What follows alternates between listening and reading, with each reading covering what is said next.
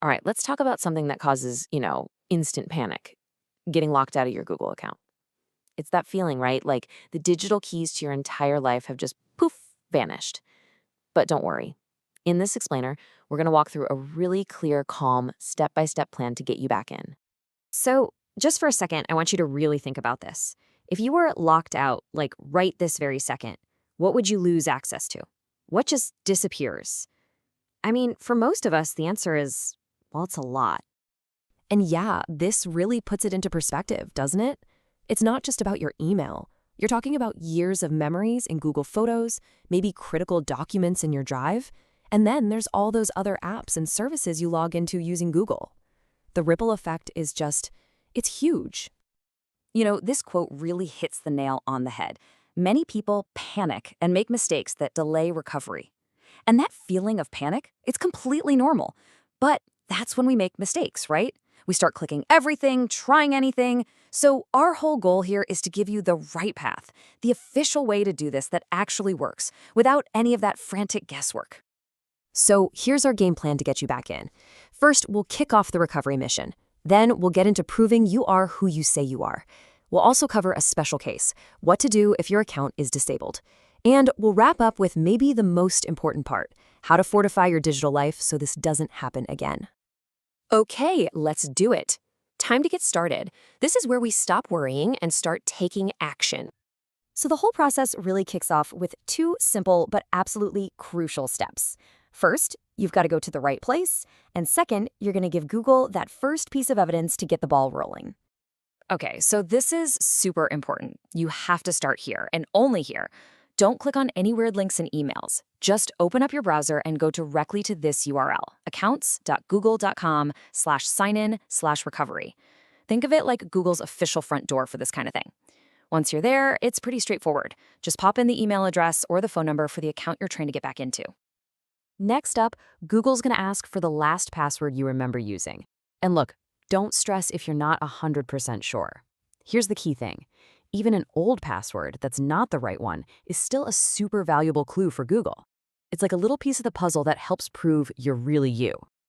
And hey, if you draw a complete blank, that's okay too. Just look for that try another way button and give that a click. All right, so you've started the process. Now comes the part where you have to prove that the account really belongs to you. This is how Google verifies your identity. And this is where, hopefully, a little bit of planning from past you is about to pay off. The main way Google's going to try to verify it's you is by using a recovery email or phone number that you've already linked to the account. So if you can still get into that backup email or you have that phone handy, this part's pretty easy. Google will just send you a verification code. You just need to check your texts or your other inbox, grab that code, and type it in carefully. But what if you don't have access to those anymore? Don't panic. There's going to be an option to try another way, and that'll take you down a different path. And this is one of those other paths. You might get hit with some pretty specific security questions. Things like, when did you create the account?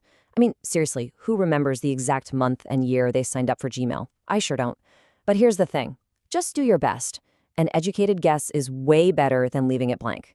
Every little bit helps Google piece together that you're the real owner. Okay, let's switch gears for a minute and talk about a totally different situation, one that can be way more confusing. This isn't just about forgetting your password. This is when Google itself has actively disabled your account. So what does that even mean, a disabled account? Well, it's when Google's own systems have flagged your account because they think you might have violated their policies. It could be something you did by accident or something more serious. The most important thing to get here is that you can't just reset your password. You have to go through a formal appeal process. So when you try to log in, you're not going to see the normal password box. Instead, you'll get a message explaining that the account is disabled. Your next move is absolutely critical. You need to look for a button or a link that says something like Request Review or Submit an Appeal. You gotta click that. That's your one shot to explain what happened directly to Google. And now for the hard part, waiting.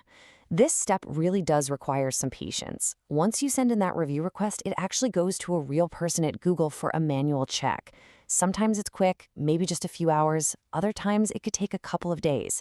The key is to just submit it once and then try to be patient. Okay, let's fast forward. You did it. You're back in your account. Huge sigh of relief, right? But your work is not quite done yet. Now we have to shift from recovery mode into prevention mode. Think of this as your security checklist for never having to go through that again. First up, and do this immediately. Change your password to something new, strong, and unique. Next, and this is probably the most important thing you can do, turn on two-step verification. It is by far your best defense. Then, take a minute to double-check your recovery info. Is that phone number and email still correct? And finally, do a quick audit. Review all the devices and apps that are connected to your account and just scan for any activity that looks, well, weird. And really, this is the main takeaway. Getting your account back is one thing, but doing these steps, that's how you make sure you stay in control. This isn't just a one-time fix.